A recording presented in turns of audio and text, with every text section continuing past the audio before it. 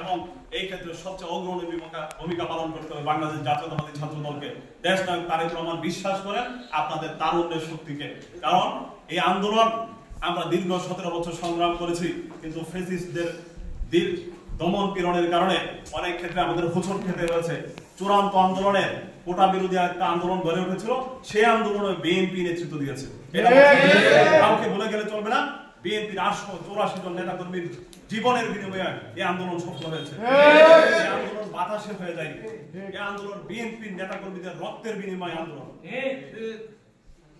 শুধু বক্তব্য দিলেই আন্দোলন হয়ে যায় না, আন্দোলনের জন্য আমাদেরকে প্রতিহত করতে হয়েছে, আমাদেরকে পুলিশের গুলির বুকে দাঁড়িয়ে থাকতে হয়েছে।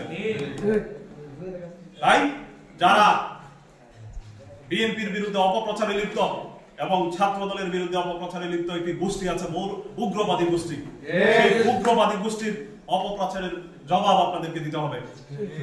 কারণ বাংলাদেশের কোন সংগঠনের, ছাত্র সংগঠনের 151 জন তো দূরের কথা, একটি নেতা কর্মী শহীদ হয় নাই।